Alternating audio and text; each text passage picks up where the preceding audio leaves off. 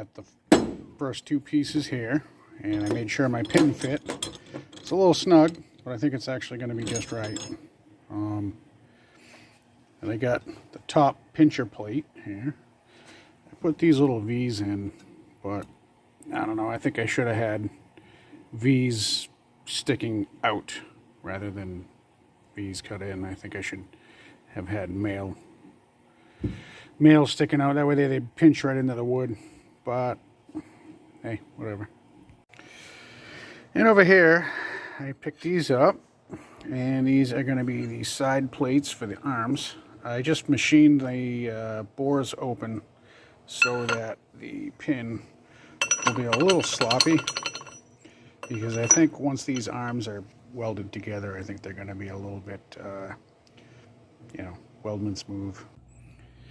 So here is the actual piece that the log is going to lay on. And I'm hoping that this is where it's going to jam into the pile and then roll up and sit in this gully. And I'm welding this ear on now. These bores are going to have a little bit, I made these just snug for the pin. The pin goes through no problem, but I wanted those the side arms that are going to lay across here, I wanted those sloppier so that the whole arm has a little bit of leeway. So, you know, I really hate the sound of my own voice. I really do. Anyways, this is kind of what it's going to look like. I got to do some measurements, make sure it's going to be mounted in the correct spot, but I think it's going to be kind of like that. I know I definitely have to squeeze them in together. Got to line them all up really nice, grind down the base plate here, make sure everything's going to be just right before I even think about going much further.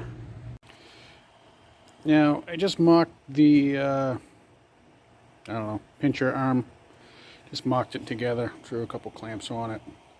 And I know that this is going to be tight in here, so I'm going to have to take a little bit of meat off of both sides in here to make this fit. So I'm going to go bring it over there and see what it looks like right now. Alright, 2 minutes later, I realized I had to move the clamps on the other side. But I managed to get the pin in. So you can see that. And the pinching actions should be... Oh, well, fuck. Something like that. Well, so a small 3-inch log can fit in here. And hopefully, you know, like a 18-inch log can fit in there. Well, I don't know. So this is a piece of 1/2 by 9 steel. I got 8 feet of it, and these are going to be the gussets for the long pieces. This one piece of steel right here cost me $339. Kind of sucks, but steel's going up. Yeah, let's go, Brandon. Well, lucky for me, I have a tiny little bandsaw I can use. It's kind of nice. It's handy. Well, if you're watching this video, you might as well watch me cut a piece of metal. Not very exciting, but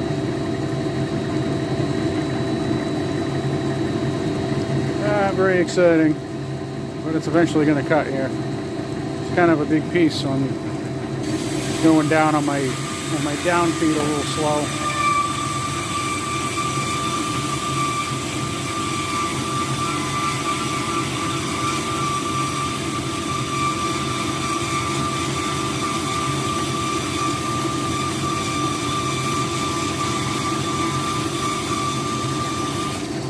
Well, there you go. There's a waste of 44 seconds of your life.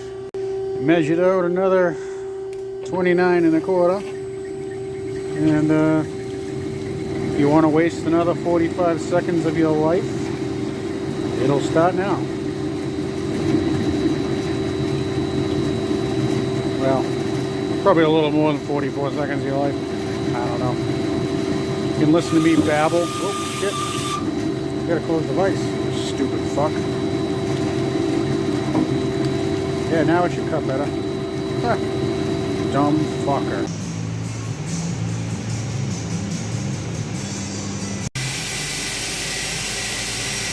Using a 1/4 inch rubber, 4 flute end mill. I'm just going to cut that tube out.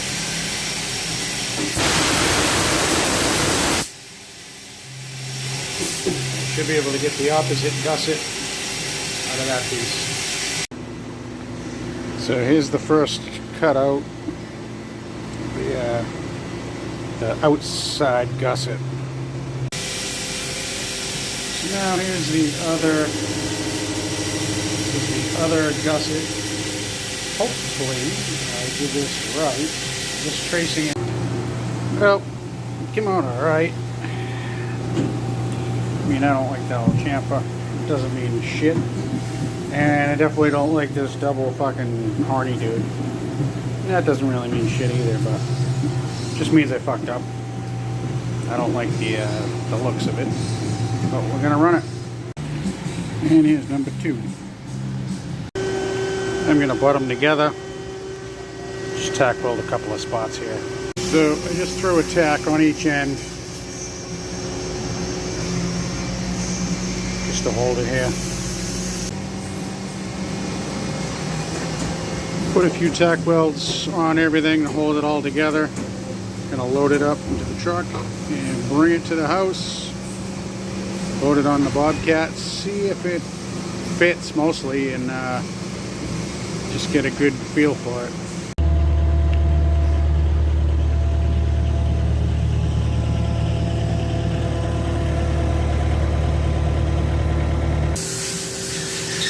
Well, now that I've tested it, seems like it fits okay. I'm going to throw some welds around everything and go from there. The ears that I made before will not work. The plate is a tiny bit smaller, well, 2 inches smaller from here to here than what I was originally thinking. So this spot is a lot higher up. So if these guys were never going to fit, I would have had to weld them up here like that. You know. So what I did is I made longer ones. So now I'll be able to see if those work. I'll get a good 4 inches of weld here. I made these up. Hopefully it's going to be fine. We'll see as we go. Shaft. It's going to come across the 2. So I'll make up 2 of those plates and see what happens. Probably want to make a gusset. Make a gusset that comes out, maybe a tube. We'll see how it goes.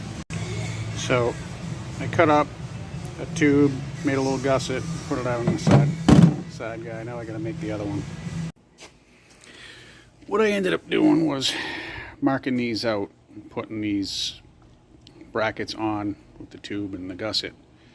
And I fit it and put the 3/4 inch rod between the two, and I just tacked them there to see if it worked, and I liked it. I mean, it wasn't the best thing in the world, but it's gonna work for what I want.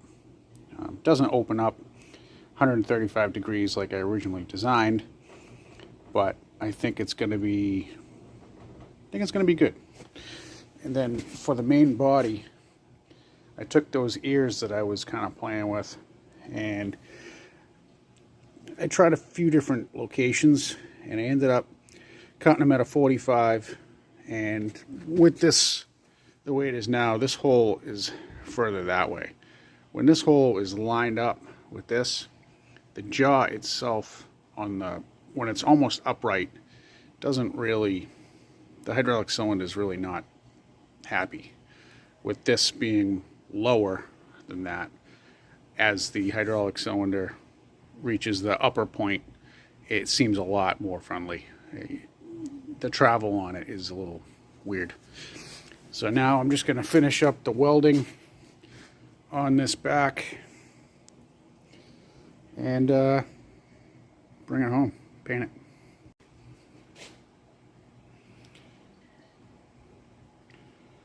Good enough. I just put this together. It's about 9 degrees out. Brought it home from the shop. Stuck the pins in it. Connected it up.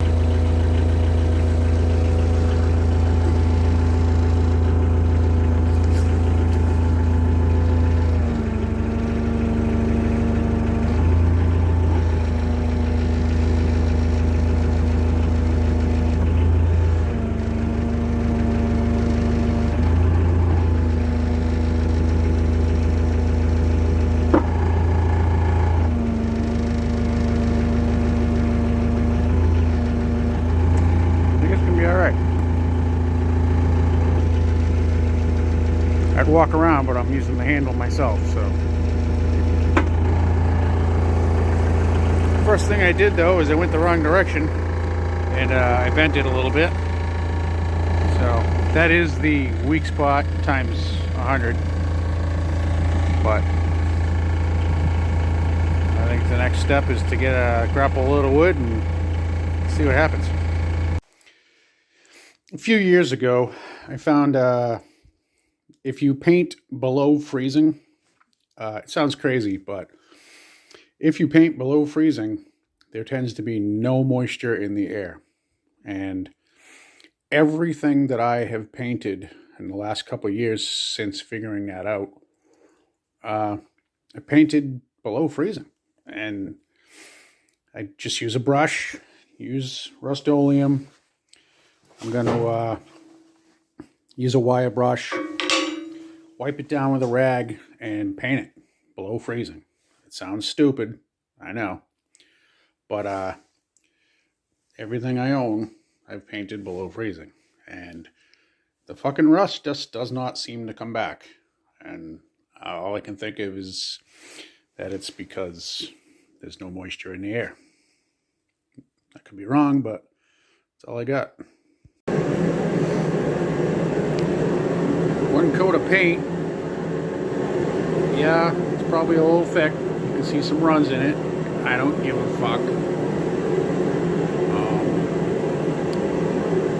Looks kind of cool.